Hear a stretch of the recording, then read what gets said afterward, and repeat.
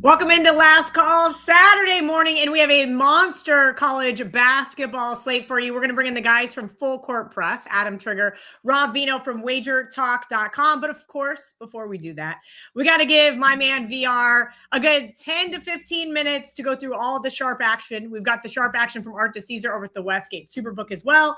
VR, welcome in. Thanks for letting me pivot so many times on what the heck we're going to do on this damn show. I decided mid-show last week, I said, never mind. I need VR for the first 10 or 15 minutes. We need a mediator for Trig so that he doesn't go long on games like Hampton and VCU, right? So I'm back. Everybody did miss that memo. VR is going to be with us through March Madness as well. VR, and then you're going to start pivoting to the Steam Room. Tell everybody what's going on. You're back tomorrow, Steam Room, after Last Call with Ariel Epstein. You're going to do one for your premium subscribers, but then the following week you're doing Saturday, or when does that begin? Right, the week after the Super Bowl. So because I want to do the Super Bowl, I want to be on Sunday and make sure I'm there for all the player props and a lot of information that comes in throughout the day because the public's betting that Super Bowl day of and night before. So a lot of those props move. And you get a big wave of sharp money coming in. So I want to make sure we're there for Sundays. But right after the Super Bowl, we're moving to Saturday because that's the busiest day where I get nonstop information coming in on college basketball as well as MMA because there's always a UFC card. That kicks off today. And, of course, there's NBA, NHL, all kind of things on Saturday. So I want to be able to go plus longer than an hour to answer all the questions, go over our risk management. We're having a good year. Like we've been running hot of late, but we're up for 2026, and that's what matters most. And I need to make sure my subscribers that joined with me for the whole year that they're up as well, or else we got to revisit the risk management plan because that's the goal. Those guys that joined up with me and partnered with me for the year, that's what the Steam Room's for, to ensure if I turn in a winning year, they do as well. And I'm very confident 2026 is going to be a profitable year. Like we're really lined up well with the groups I'm working with. And so far numbers don't lie. I love that. I sent you, I think 16 plays from the Westgate Superbook, and I will drop those in the chat for you guys so you have the entire list. But VR, before we go through that list, I kind of want to talk about something you and I spoke about off air. When you have 15, 16, 17, 18 games, right? You've got them coming in on your end. I've got them coming in on my end. How do we decipher what we're going to play? What is your recommendation? So if I say, all right, I want to bet one unit on all of them, do you think that that's the correct move? Do you think matching up with the ones that I agree with? Like, what is the play here in terms of betting this entire crazy card? Well, I learned, Kel, to not be a psychic and just move the stuff. Like I know these guys profit long-term. That's why I've partnered up with them. So rather than try to decipher every single move they make, I just bet it and I take a percentage of the account. So I want them to do well. But then what I do is obviously I handicap the stuff and have my own opinion. Those plays that I feel strongly about, I'll bet a little more on, have a little more risk, and use for subscribers. But everything they fire, I have a piece of because they're betting them into the accounts that I take a percentage of. So it's just like you getting the information from Art and betting a unit on each one. I'm doing the exact same thing, except they're betting it for me. So they're able to get into the accounts. I give them access. And so they're locking in good numbers for me. That's where I have an advantage. Like where if they bet 620 Indiana State, they got me down at -2. I don't know what the line is right now. I don't love Indiana State. Like I didn't give them out to my subscribers. Like that's one of the games. Let's say it is actually 620 came in. Now it's up to 3.5 at places. So I'm comfortable. I know they're going to move the market. I know 9 times out of 10, I'm going to get the closing line value. And as long as I keep doing that, I'm going to be profitable. Now, again, you could increase your ROI and have a better win percentage if you narrow down that list. But that takes a lot of experience and a lot of knowledge to get good at deciphering the information. Like it's taken me a long, long time. And you see even at WagerTalk how long it's taken me to learn how to narrow down that volume because there's just so much information. So yeah, I highly recommend, since you have access to it, taking risk on all of it. And then, like I do, because you have an opinion, obviously, narrow down those ones you really like and add a little more risk, and you'll keep doing fine. Yeah, I believe last week we went 12-8. So profitable Saturday. Once again, I will take it each and every week, in addition to a couple of the games that I like. We'll get into games that we like and we have opinions on here a little bit later when Rob Veno and Adam Trigger join the show. VR, kind of go through that list I text you. We're going to go through all of it. Guys, if you do have a question, make sure you have your odds logic screen open. I need rotation numbers. It is college basketball season. There is a bazillion games on the board. Oddslogic.com/Kelly in Vegas if you do not have an account. VR, let's go through some of this list. I will put the full exhaustive list in the chat for you guys as well. I kind of want to know if there's anything that matches up currently with what you've got. Maybe then I say, okay, well, because it matches up with what VR's got, I'm going to go ahead and risk a second unit. Is that something that you would recommend? Yes, that's where I look for confirmation. Exactly. When I see it in multiple accounts from different groups, really gives me confirmation, or even from the same group that I see they're firing in all the accounts. So they want a lot of risk on that game. That's exactly what I do. And that's what I'm looking for. Even with guys that move, that we provide accounts for, they provide for me. We share information. Just like you texted me this list, I do the exact same thing. I text them my list, they text me their list, and throughout the day, we're texting or DMing each other added stuff, and that's how you get confirmation. And a lot of times, that's also how you see, wow, they're on both sides of this game, or there's different groups on opposite sides. There's a lot of stuff. See, Indiana State's on his list. That's on my list. The only other thing I really see that we line up, I think that's it. That's wild. Like, I have a lot of stuff, and he has a lot of stuff as well. UTEP plus 2.5. That's on my list also. Yeah, I can give you mine real quickly. Yeah, let's hear it. I want to hear what your list is as well. Here, let me give you my list, just in case some are opposite. Absolutely. That too. If some are opposite, I'm just staying away. Exactly. So let me do that real fast. Here's what I have in NBA. Let me give you NBA totals really fast. 568 under in Orlando, only because we went under 230 early in the morning. And right now, as I'm speaking, right when I jumped on, it just came through. They're going under 228 also. So under 230 and under 228 in that Orlando game. Just wanted to share that. College basketball, back to what we were talking about. Here's my list. 620 Indiana State minus 2.5. 601 NC State minus 6.5. 716 UTEP plus 2.5.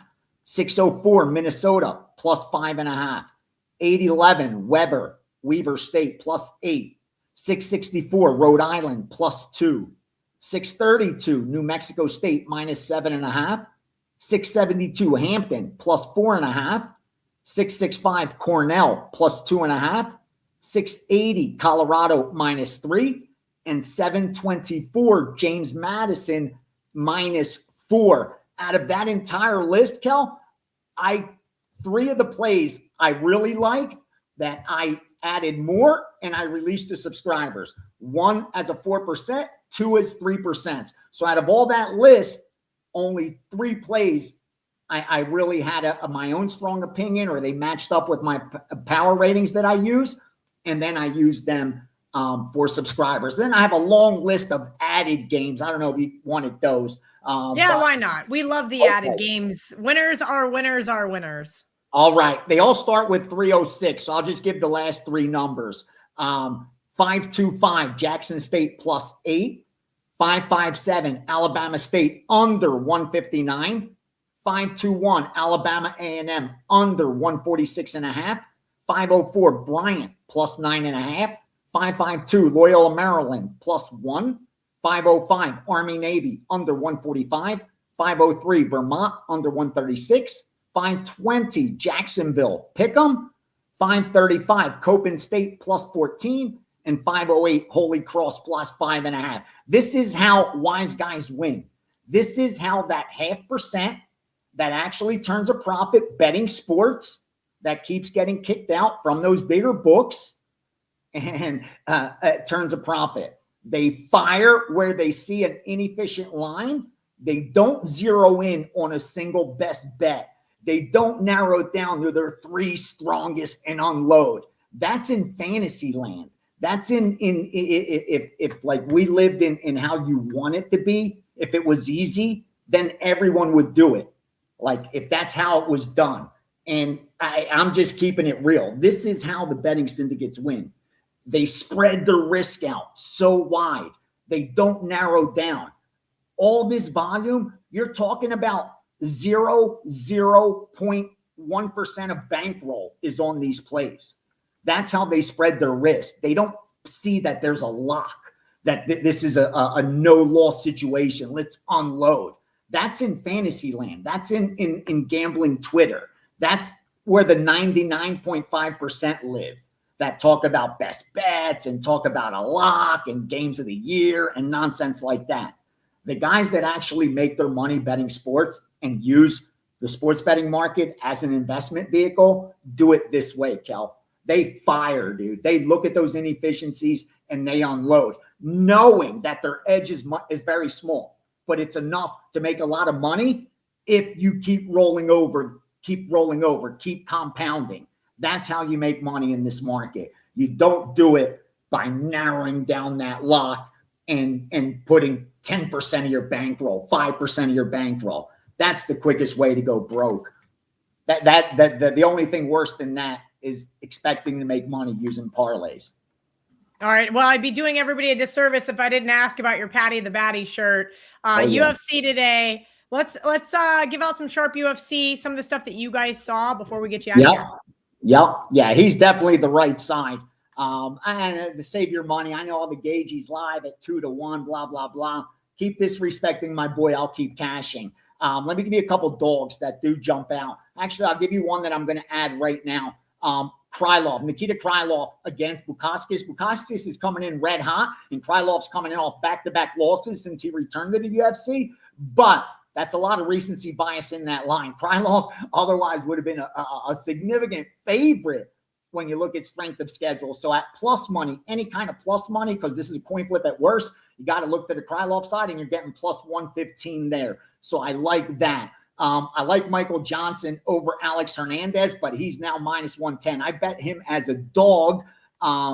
If you like that side, just letting you know that I have risk on it as well. Co-main event, I have money on Song Yadong over O'Malley at plus 180. That line's still available at DraftKings. Listen, this is the kind of bet I'm comfortable making because I'm certain it's plus EV.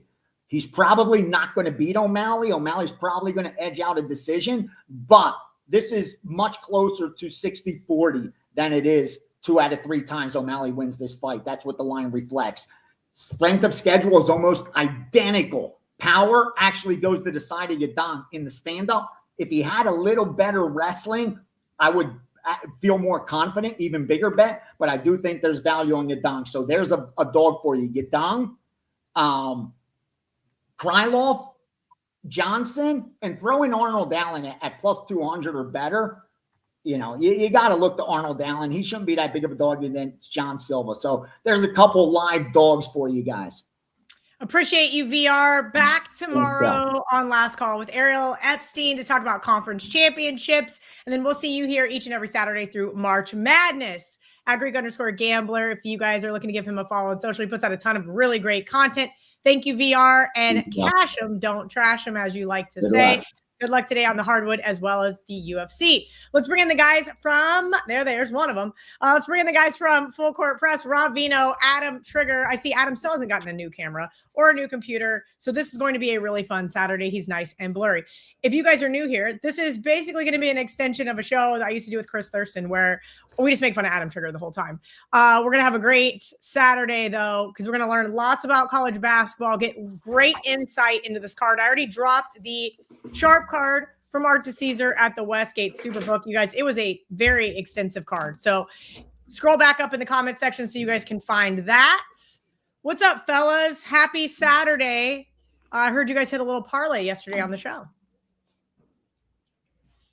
Adam, go ahead. Let him know. He's muted. What else is new? I got him. Don't worry. I just unmuted you. Muted by Kelly. I was not muted myself. My camera should be fine. I don't know. It shouldn't have any issues. We're back up and running over here. Yes, we did. Rob and I have been a little bit unlucky on our daily show parlay lately, where we keep splitting. Yesterday we did a 2-teamer. It hit, so we're back in business. But Kelly, we want you to be the third leg today. So if you watch Full Court Press, every day, we lock in like a parlay for the show. And so we'll do it here today, but you're going to be the third leg. All right, I will do my best. Been doing a lot of splitting on college basketball. I've been not very happy with the 50-50 because that makes you a loser because of the juice. So I'm going to try to find you guys a winner here. Maybe it's probably going to come from Art's list. like, let's just be real. At this point in time, I've told the audience, like, I know you guys spend so much time handicapping these games.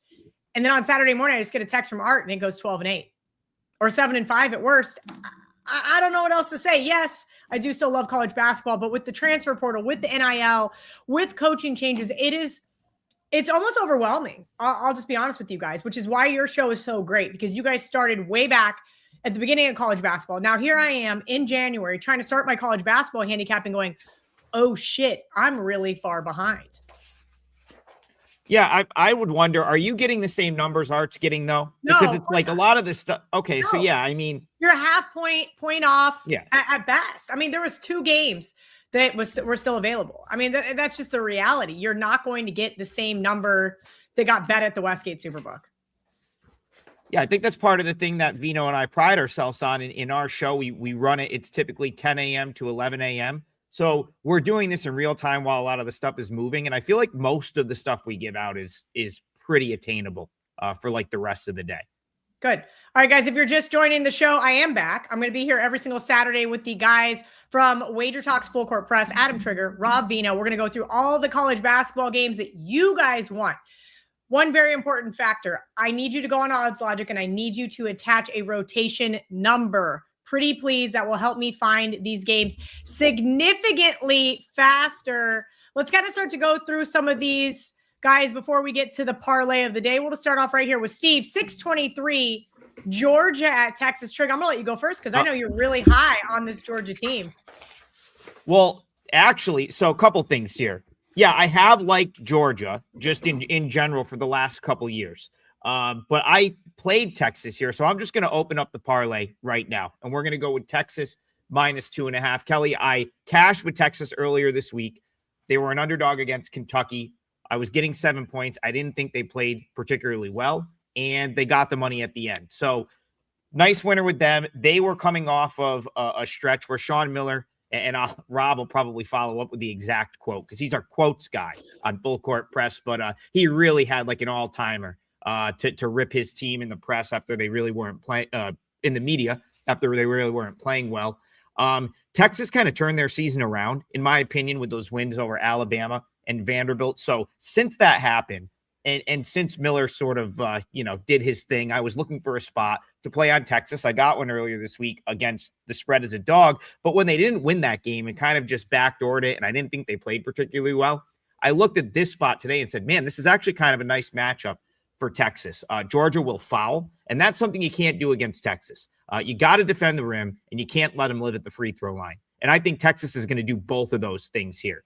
If they can deny their Georgia's transition a little bit, this will be a tough matchup for Georgia. So, Kelly, I decided that I was just going to run it back here with Texas. I thought this number was a little short, even at 2.5. I think I missed the best of the best, which was like 2. But I think you can still play -2.5. So this is a 4% play for me. I wasn't sure which one I was going to give out on the show, but since this one came up, this will be our parlay opening leg. Texas -2.5. I think they get it done.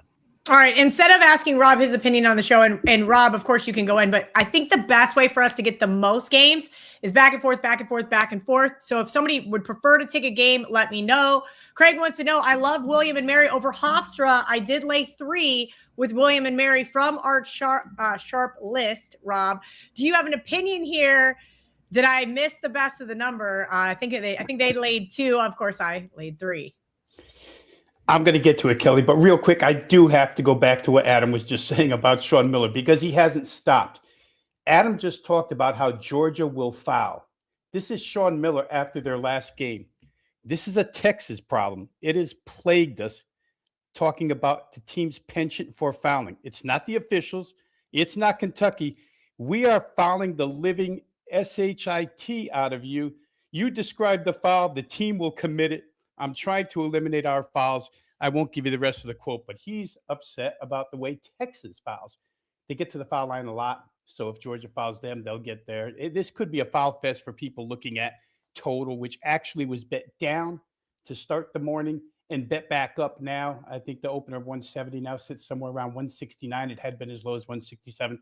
Let's get to William and Mary because I've talked about them a lot on the show, Full Court Press. I've used them a lot on the show, but I use them primarily from a totals perspective, Kelly, rather than side, just because their unique style and pace. Brian Earl, the head coach, Adam and I have talked about him a lot. They're going to run. And at home, they make more shots than they do on the road. I mean, that seems simplistic, but it is the case with William and Mary. I looked at this game and thought, Speedy Claxton's team, Hofstra, doesn't like to do that. But William and Mary is the type of team that forces you into that. They got back on track offensively a little bit. I think this game probably gets over. I don't think Hofstra has enough in order of putting their will or enforcing their will on the opponent on the road here. So for me, it was a look on the over in this particular game. William and Mary certainly at home has been better than on the road, so can't argue anybody off of playing the side there. All right, guys, if you have a question for the guys, drop it in the chat. Please include a rotation number. I know those are for the old guys, but that really helps me with the odds screen. All right, instead of just putting this one up, this has been all over. Everybody wants to know about the marquee game today. Texas Tech, Houston. You guys break down this game for me. Adam, I'll let you go first. There's like 8 or 9 questions about them in the chat. And here's the real reality. I want to love Texas Tech. I really, really do. But betting against this Houston team is not, I'm not sure I'm wanting to step in front of Kelvin Sampson and this team off. What are they winning? 10? Is it their 11th game in a row? I mean, they haven't lost since my birthday. Yeah. No, I mean, it's a great game. It's going to be a really good one. I want to love Texas Tech here too. The first meeting was, I thought, a really good game. Texas Tech out-rebounded Houston in that game, which is encouraging if you like the Red Raiders side.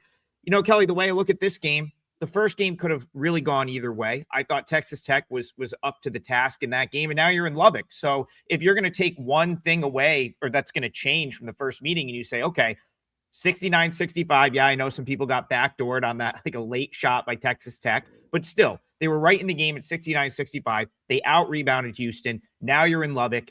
Those are all things that make me think Texas Tech is probably the right side if you had to play it. This was, I don't have it up right now, but it was up to like Houston, I think was -2, -2.5. I actually make Texas Tech a very slight favorite here. I've got Texas Tech -0.7. So trending toward, being a point favorite. Man, it's always tough to bet against Houston. I never have luck doing it, like ever. It feels like if I do go against Houston, they just play their game and they get it done, which is something that Kelvin Sampson's done pretty much his entire time there. So it's going to be a really good game. I think I lean Texas Tech, but I don't think it's going to make my card. Rob Veno, again, some of these marquee games, I know your audience is used to you guys breaking down some of these mid-majors, and that's where you can really start to find value, right? Texas Tech, 1.5, catching 1.5, catching 2 here on the odds logic screen. I think Trig's kind of right. Like in these big time matchups, that's where the bookmakers are going to spend most of their time making sure they got the number right. Yeah, it's common knowledge, right, Kel, that they're going to know what the top 25 is going to. The numbers are going to be more accurate for sure. And you have like Adam just described, you have one game of recent history to go on, which helps set the number as well. That game, by the way, Houston at home was in trouble and went on a 20-7 run at the end of that game before the 3 that Adam just mentioned was hit by Tech to cover that spread. So Houston fans, and I'll say this, Kelly, if you get on Texas Tech, you might have to explain yourself to our good friend and colleague, Ski Prophet, who makes a living off of Houston first half. For those who don't follow that particular trend, Houston first half for the last 3 years really has been a moneymaker. So generally, Kelvin Sampson has them coming out hot. We'll see. A little bit of game tape for both of these teams. Maybe Houston got better as the game went on against Texas Tech and learned a couple of things about them defensively to go on that 20-7 run. We'll see, but I'm with you. This is tough to play as far as side is concerned with Texas Tech being at home. I'd probably lean that way. And you might want to lean a little bit towards under because the defense was just so tough in that first game.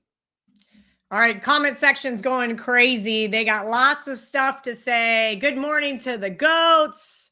Lots of questions about this one. I don't know why so many people want to know about Murray State, but Murray State, Sean wants to know about Murray State. Clint wants to know about Murray State. I don't even know. Got to go to Rob there. Got to go to Rob there. Thank you, Clint. 7-19. Murray State is a 1.5 point favorite. Okay. All right, go ahead, Rob. Kel, I'm so glad you're asking these guys for the rotation numbers because with the cancellations, trying to find all of these games on a moment's notice. Can you go back on that? Because I guess I didn't realize. Okay. Obviously, the comment section is joking. I'm sitting in here chilly because I got the AC on at my house in Florida. But the real reality is now a lot of these games have been moved time-wise. Yes. So pay attention, guys, that these may have been slated for later in the day and now have been moved to earlier due to the storm. Yeah, so 7-19 Murray State, and Adam went to me because I've been a proponent of Murray State all season long. The offense here on this team has just been absolutely unstoppable. And Northern Iowa is kind of a tricky team, right? Northern Iowa, for the past decade, maybe further, they have a public reputation of being a slow-footed defensive style team. That has changed a little bit the last couple of seasons where they're such a good shooting team all the time, but they've been willing to run with opponents a little bit. And Murray State, as I just talked about William and Mary, they're going to force you into an offensive game here. I think this line move is correct. I was a little bit surprised it came out pick, even though it's a road contest. Murray State has shown no vulnerability on the road so far this season. Total has made a huge move from 143 all the way to 146.5. Not so sure I can get there at that price, Kelly, but I like Murray State. I think they're a cut above every team in this conference. Of course, the Arch Madness tournament will probably be a little different at the time, but to me, the one team that could probably stay with Murray State offensively in this league is Belmont. Northern Iowa is not that, so I would look towards Murray State. All right, the comment section was asking me for Art to Caesar's best bet. He didn't send it. Just so you guys know, like he literally sends me an entire exhaustive list on Saturday mornings. And I get it. He already does the best betting show ever with Prez and Joe Ranieri. So he's burnt out come Saturdays now. But you guys did want to know a best bet. Had no idea this is the direction he was going in. Cornell, Harvard, under 164. So there is a best bet for those asking. Now let's get into some of these bigger games. Steve Stalling wants to know 635 North Carolina plus 6.5 at Virginia.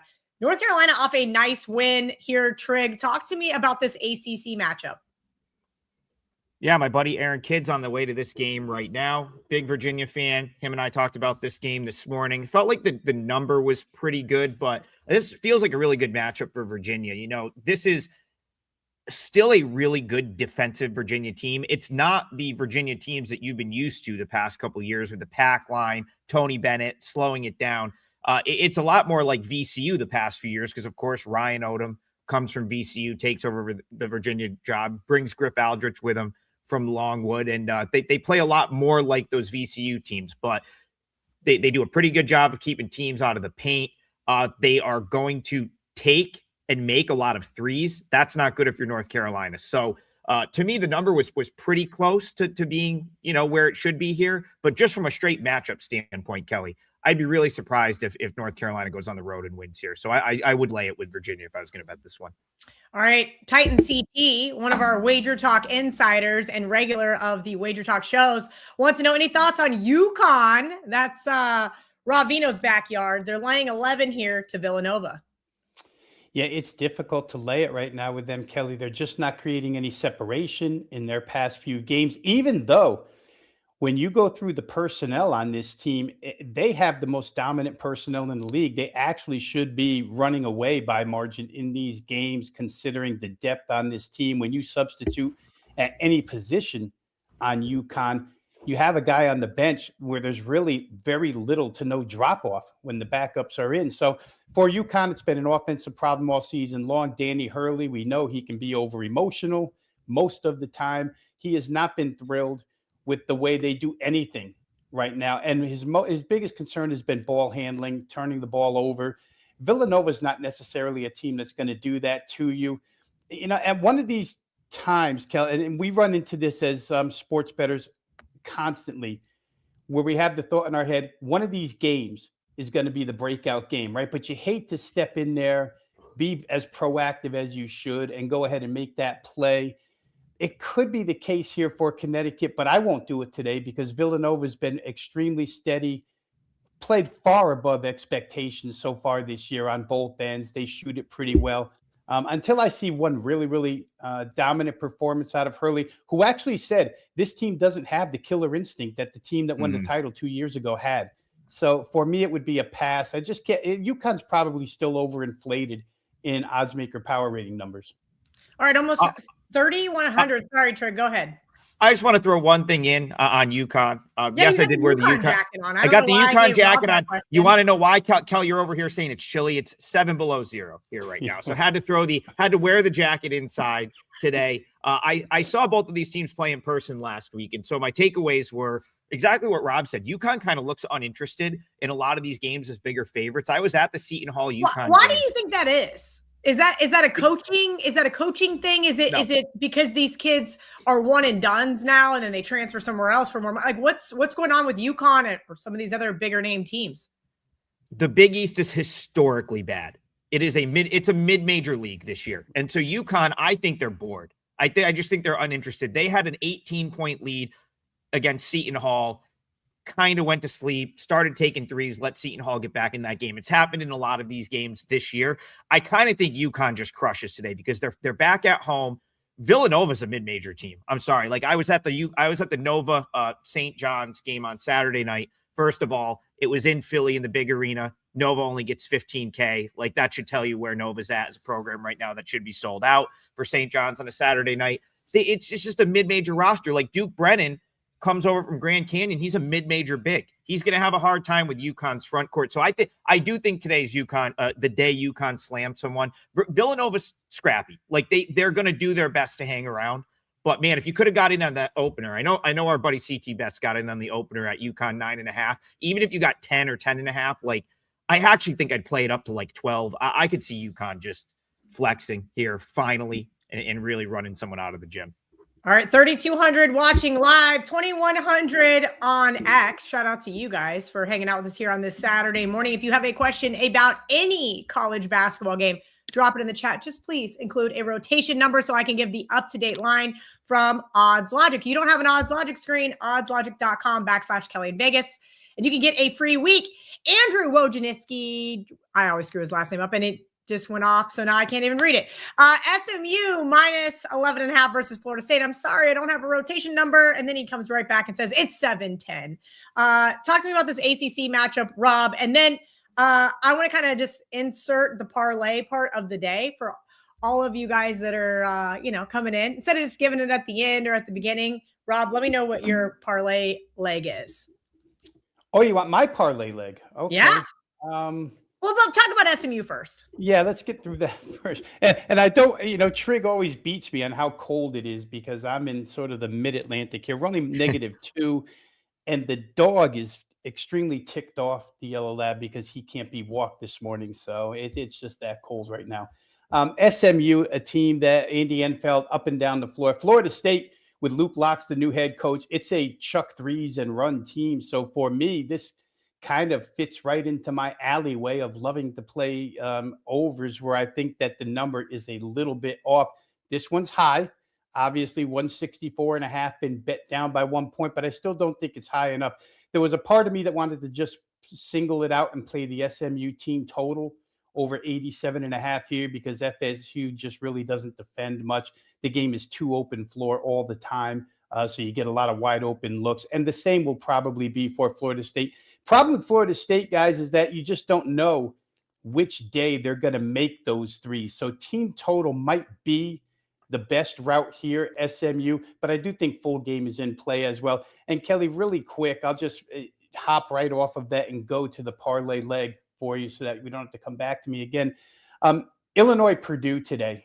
I was interested to see how Illinois played without Kylan Boswell, their point guard in their last game. And, you watch that game and then you get a few reports out of Illinois, and they talk about actually being a better offensive team.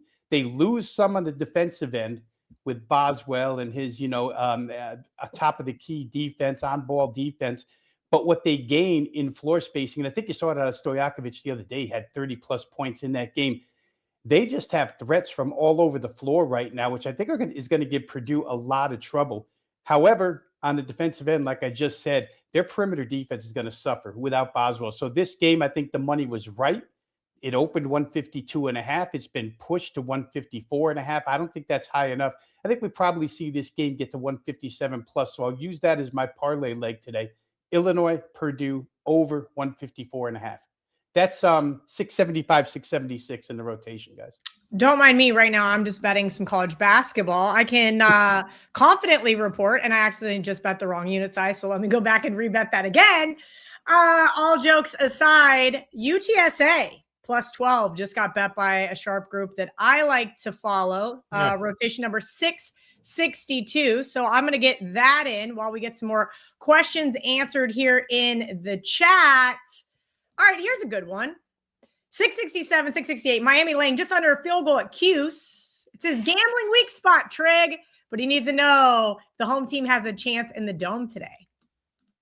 Yeah, they always have a chance. The problem is this team is they should be a lot better than they are. So you come off of the loss to Virginia Tech. Like it's probably a spot where they find a way to get it done. The problem with Syracuse, they're the most poorly coached team in the country. Red Autry should have never had the job in the first place. So to say he needs to go is like the understatement of the year. He should have never had this job in the first place.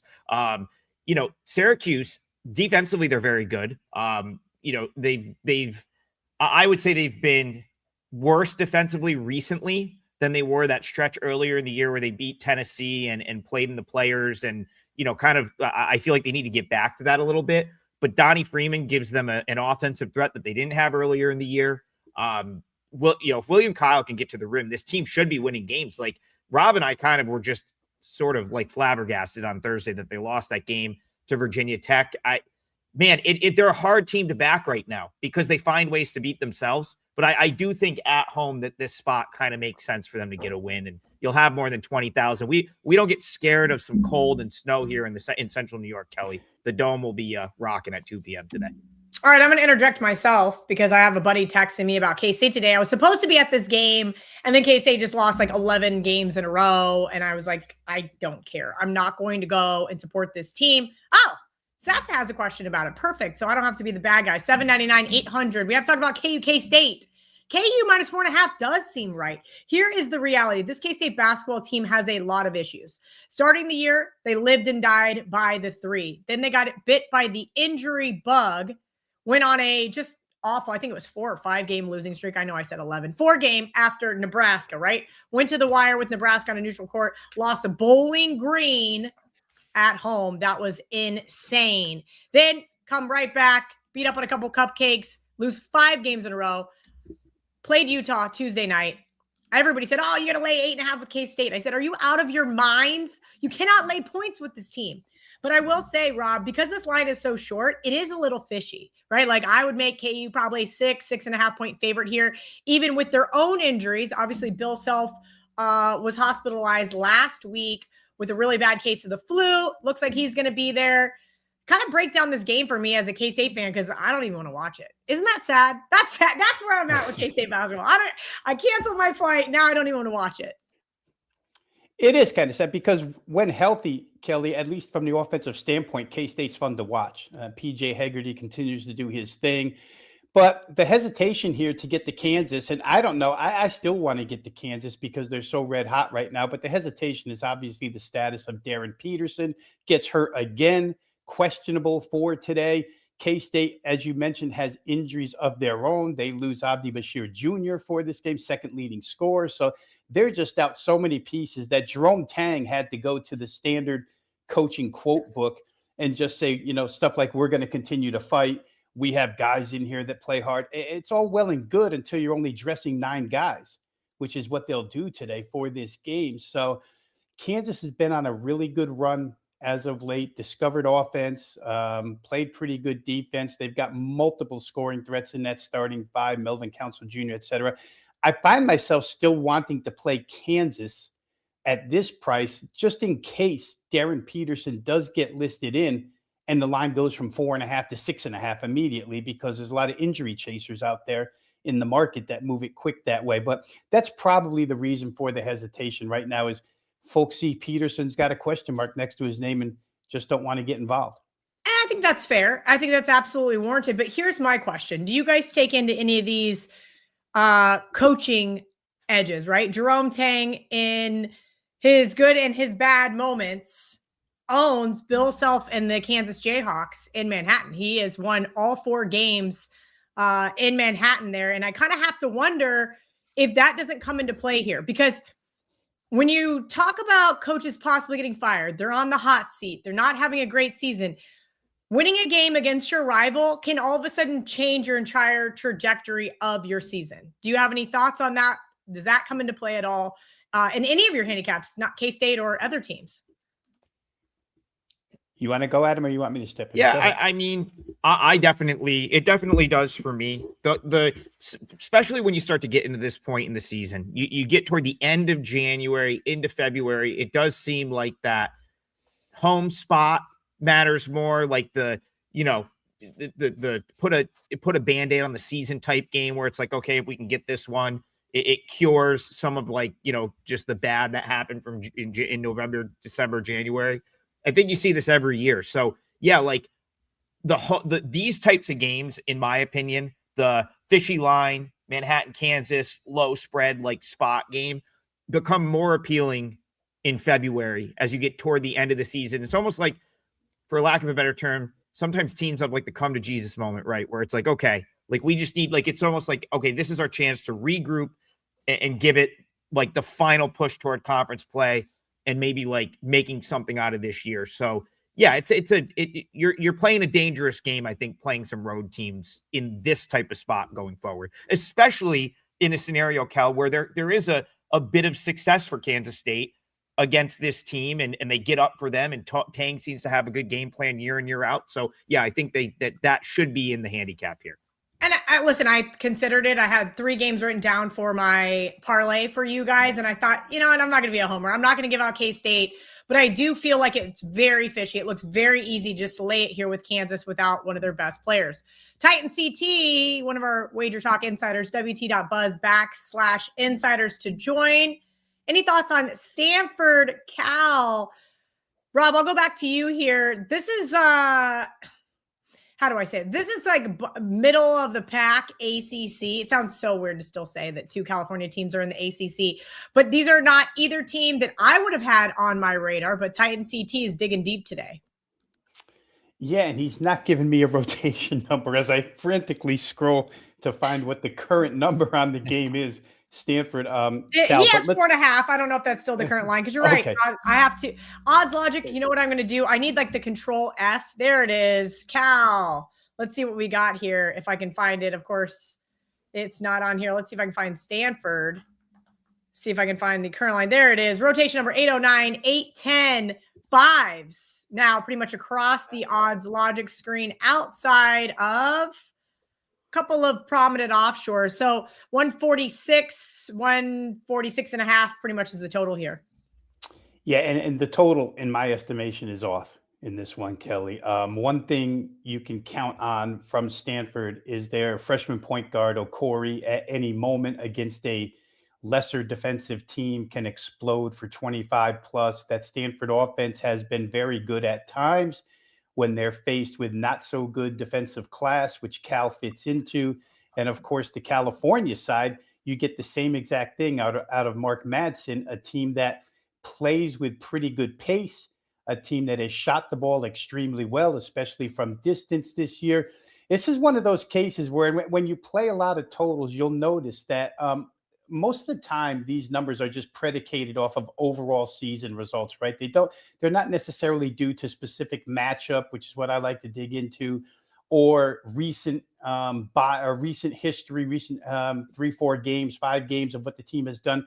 But for both of these teams, just to put it concisely, they play far better offensively when they're faced with lesser defensive capabilities. And in this case, I would expect Okori to lead Stanford to, 76, 77. And for Cal to match that, I put this game in the low 150s.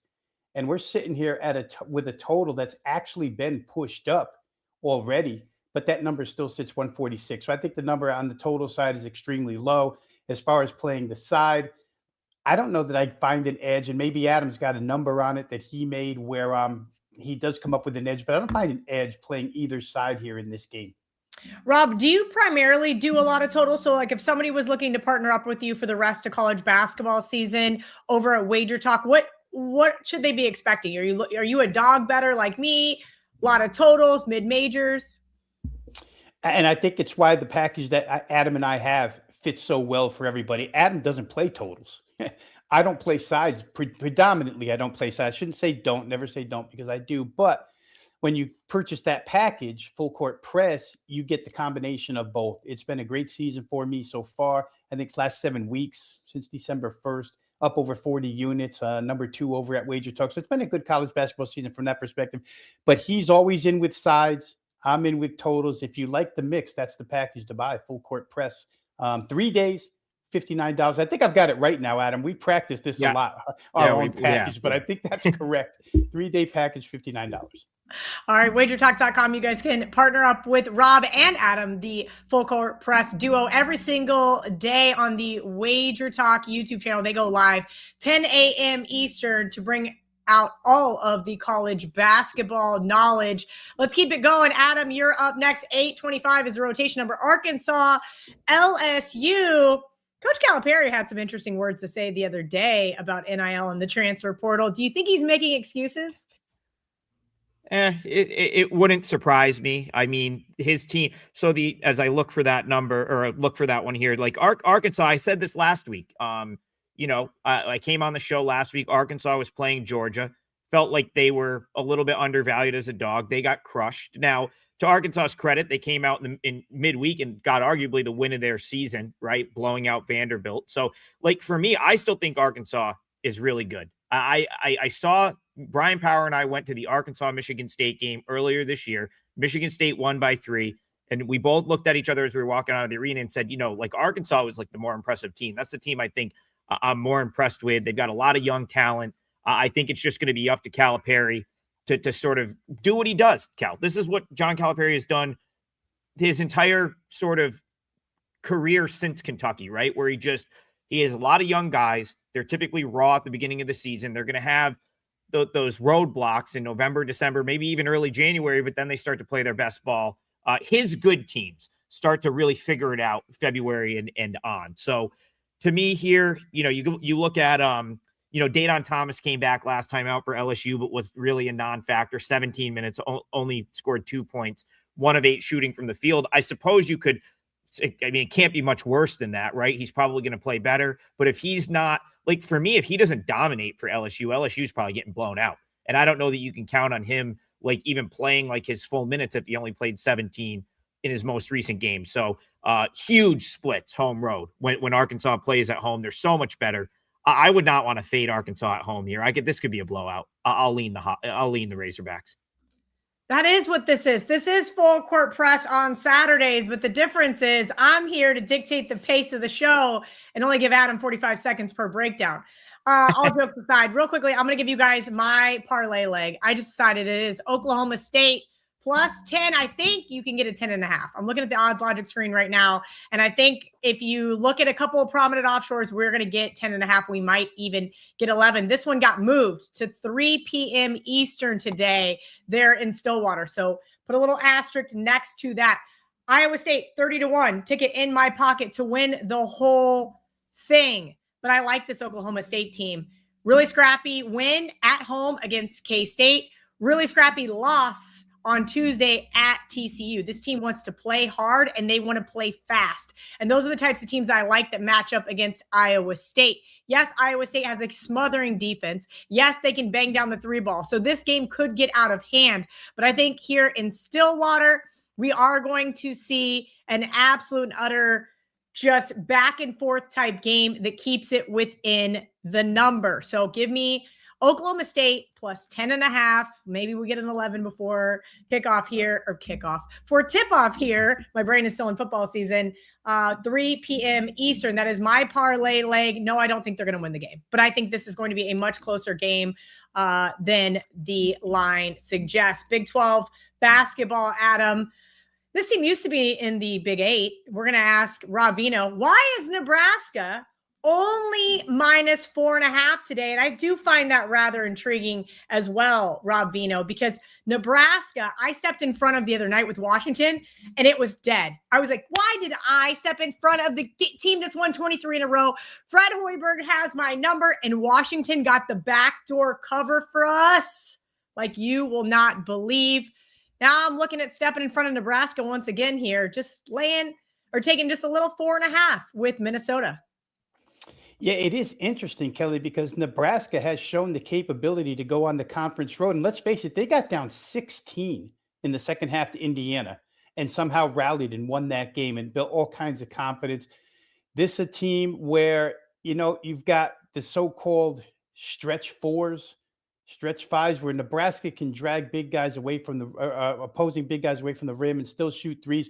For Minnesota, you read some of these quotes and they're so dependent upon Cade Tyson to score point. If he doesn't score big in this game, I'm not sure how one Minnesota player overcomes the team effort that is Nebraska so far this season. So, in a lot of these conference games, you can turn to the team going on the road and not having a huge dichotomy between home road results. That doesn't exist for Nebraska.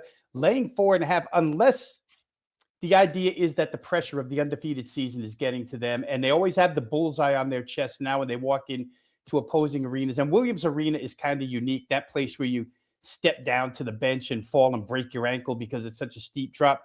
But I don't know that Minnesota has enough here. Nico Medved is a head coach that Adam and I both like. Adam, we've explained his offensive principles on the show a lot.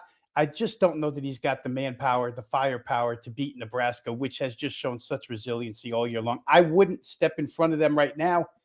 Let's see if they get a loss, something to like what happened to Vanderbilt, right? Vanderbilt had no losses. All of a sudden, it's a 3-loss team, a lot of bad road results. It hasn't happened to Nebraska yet, so I'm not willing to step in front of it now. All right, guys, we got about 7 minutes left of the show, so we're going to do some rapid fire to get through these questions. Adam, you are up first. Another Adam wants to know, rotation number 613, 614, Providence versus Georgetown. Since you're the Big East guy now, and you said that this conference is not any good, oh boy, I was surprised you didn't get some hate in the comment section for that, but everybody must agree with you. It is the worst Big East conference of my lifetime. It's not close. It is not even remotely close. And I've been on this earth for 39 and a half years, and its conference has never been worse. I'll die on that hill all day. These are two perfect examples. We have Providence, who's essentially like, I don't know, Rob and I had some intel earlier this year that like the locker room might not be in the best place. It looks like that's kind of played out. Now you have 3-4 guys hurt. Jason Edwards is out again here. Although I got to be honest, like I haven't thought that Jason Edwards being out has made much. Like they almost look better a couple of times without him, which is crazy to say. There's a leading scorer, but I think they've actually played better on the defensive end in some instances with Edwards out. And now, Kelly, it's been a couple games. So it's like, it's been a couple games. So something we talk about on Full Court Press often is the further you get away from like an actual injury, once you get 3-4 games away from the injury, the injury is far less relevant in my opinion. Ed Cooley's just like has no answers at this point. I'm not even going to go into what he said the other day about like just being, it was just so ridiculous. Like you've probably seen it at this point, but what I think here, and I'm not interested to see what Rob has to just say from a number standpoint. I kind of see both of these teams showing up to like play hard today. I think it probably means this one's under 161. It just feels like 5.5 point spread. It's a tighter game. Providence a little bit better defensively without Edwards. And I kind of lean toward the under, even though I usually don't play totals. All right, speaking of totals, Rob Veno, this one is for you. Sacred Heart team total over 74.5. Niagara has a shaky defense, question mark? Yeah, Sacred Heart, they got the best of me the other day because I used it as part of the parlay leg. Team total over, didn't get there. on that particular day. I had played them the game before when they came through. I will say this, since the return of Anquan Hill for Sacred Heart, they've been a much better offensive team. I would expect, I'm a big bounce back guy where when good offensive teams go sour for a game, I'll come right back with them the game after. So I totally agree with the chat on that instance that Sacred Heart should get up and over that number today. Niagara is a slow-footed team. Obviously, with a head coach that can coach very well and try and dictate their tempo, but not against Sacred Heart, I wouldn't think. The pace will be there. The points should be there. So I'm in total agreement with that comment. All right, guess what? You get it again. Here you go. St. John's Xavier, Adam. Can we trust St. John's and this big number? Last year, St. John's was one of the best second half teams in the country, and that's all I did. I just waited till halftime, bet St. John. This year, we've seen them not be as prevalent in the second half. Yeah, I made St. John's Twitter bad last night because I agreed with the guy that Fanta flipped out on. And I was like, they kind of are trash. And St. John's Twitter was like up in my like mentions immediately, making a case for this team. And it's like, you know, I was at the game on Saturday. They were clearly better than Villanova. I do think one thing I'll say about St. John's is I think that they're probably heading in the right direction. So in a game like this now, do I want to turn around and kind of bet them in this spot on the road? Not really. But for me, like they're becoming the clear second option in the Big East, behind UConn. And from where they were now I think this was the argument we were having, where they were coming into the season, top 5, right? I think they came into the season ranked like 5th or 6th. Like they're just not that. They're just not that. There's no way they even play their way to that, in my opinion. But efficiency-wise on KenPom, pretty good. Like I believe top 30 in both offensive and defensive efficiency. And they're going to start racking up wins against the Big East because this conference is really bad. Rob and I talk about Xavier all the time. It's really year 0 for the younger Patino there. Doesn't have a lot of talent. Trying to sort of lay the foundation for his program. It's not one I'm going to bet, but I suppose St. John's probably wins this game. And if they do, maybe they can, like Xavier, if they're not playing well, will get crushed. So that's my concern, would be like, don't really want to take the points because if Xavier doesn't have it, they tend to get blown out. All right, we got about 3 minutes left. I'll go to Rob Veno with this one. Michigan State, rotation number 610, 17.5. Is this too many points? I can confirm that a sharp group did play Michigan State last night at the Westgate Superbook. I believe they laid 16.5. Yeah, there's some Maryland injury concerns here too, Kel, which doesn't make it any easier for that team, which hasn't played well for Buzz Williams, first-year head coach there at Maryland, still trying to figure some things out.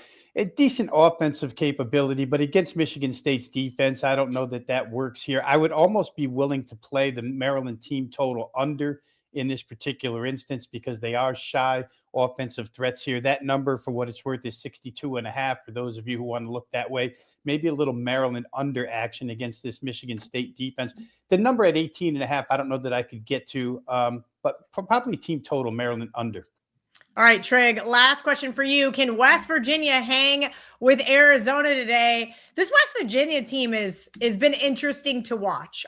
That's the best adjective I can to describe Arizona.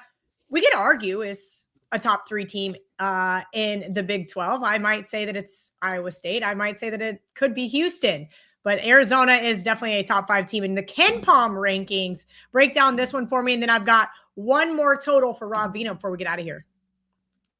Yeah, I thought the number on this one was pretty close to what it should be. What I found interesting was I feel like they kind of threw West Virginia a bone with the start time. This is a really early start, and it's, of course, the back end of the back-to-back out in the desert. So really no travel here for West Virginia. They came out earlier the week. They played Arizona. That was, of course, the pretty easy game for them. It was the Bobby Hurley meltdown. I'm kind of done coaching game where they just eased past Arizona State. No real travel there to Tucson. And then you throw West Virginia a 2:00 Eastern start, which is of course 11 or 12 local time. I don't know if they do daylight savings or not in that part of the country. But again, I think that kind of helps them. I think you kind of create a scenario where maybe Arizona sort of sleepwalks early. And then maybe you're talking about 18.5 being a pretty attainable number. Of course, Arizona was home earlier this week. just sort of like boat race Cincinnati. So yeah, I could see West Virginia maybe catching Arizona off guard in the early tip. And if they can get them off guard for like the first 10, 15 minutes, Cal, it may be difficult for them to win that game by 19. So I'll lean with the points there. All right, really quickly, Rob, before I give you the total question, Josh wants to know if you've got any quick leans in the NBA. And then you can answer Jason Jones's question about the total rotation number 823, Tennessee versus Alabama. Also, let everybody know where they can watch Profit Picks. That is you and Ski Profits NBA show. All right, I'm looking at the clock. I'll go as quick as I can here. First of all, for me and Ski show, Ski Profits, Profit Picks. He always has me on as a guest analyst each and every day, Monday through Friday. We go at 1:45 East, 10:45 Pacific, run through the entire NBA card. We don't just select individual games, full card coverage of the NBA. We did get into the NFL Conference Championships this week. If you want to go back and replay Friday's show. So once again, WagerTalk TV, Profit Picks every Monday through Friday, 10:45 a.m. Pacific, 1:45 on the East Coast. The total, Kelly, you asked Tennessee and Alabama. I'm in the business of never playing Alabama unders right now. It's interesting. Alabama, another team that gets a big from the NBA, now coming back to Alabama, but the question mark is beside his name today. So I don't know that that's going to make any difference, but I would probably look over there. Jacoby Gillespie, the former Belmont guard, has been great for Tennessee as of late as far as scoring is concerned. Boy, you asked me one more thing, and I don't even know if I remember. Maybe it was promo me and Adam. A full court press package, 3 days, $59. You get every play Adam and I release, including any 5% plays. I know Adam's been firing a few 5% lately. You can pick it up any 3 days, $59. Every play released. Adam on sides predominantly, myself on totals predominantly. All right, guys, the question in the chat wants Art Sharp plays. There they are once again. Almost 5,000 of you guys watching with us live here on the Saturday edition of Full Court Press. Kelly Stewart, Adam Trigger, Rob Veno. These guys will be back Monday morning, 10 a.m. Cal, you got it. You got to recap the parlay. We do that at the end. I'm so sorry. Yes. Adam, how about this? I will let you recap the parlay. Yeah. Rob, sorry, Rob, what was your leg with the number again? I just want to make sure I have it right. Yeah, it was Illinois Purdue over 154.5. Yeah, so we do this as the show goes on. During our show during the week, the numbers always move because we're right in that 10 to 11 a.m. slot. So we'll tweak it a little bit. Cal, you had Oklahoma State plus 10. 10.5. We'll say 10.5. Okay. For ethical purposes, we'll see what it ends up closing at. I think everybody's going to want to bet Iowa State in that. And look, rightfully so. That one is moving. That one's going off at 3 p.m. Eastern. So you guys still have a little time for that one.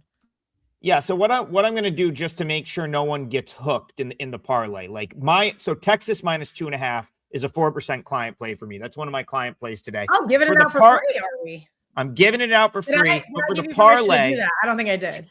Hey, I got quite a few today though, so that's the other reason I did it. I have a couple 4%ers, so Texas minus 2.5, one of my 4% plays. I'm going to use Texas money line in the parlay because it's a 3-teamer, so we're already getting plus odds. So it's like that way because I do think it might be 3.5 some places now, and I don't want to force you to take a bad number. So for the 3-teamer, we're going to go Illinois Purdue over 154.5 for Rob, Oklahoma State plus 10.5 for Kelly, and then it will be Texas on the money line for me. Obviously shop that around, and when I get off air, I'll calculate it. And if we hit, I'll make sure I talk about it. Well, win or lose, we're going to talk about it on Monday's show. That's what we do every day on Full Court Press, Cal. Yes, double the firepower is where it is at. AB covers right here. You guys can go to WagerTalk.com. Full Court Press, 3 days, all access for Rob Veno, Adam Trigger, $59. No coupon code needed. Thank you, guys. Have a profitable Saturday. Thank you to everybody in the comment section for participating, especially those Wager Talk insiders. Hope you guys have a wonderful rest of their weekend, and go Broncos.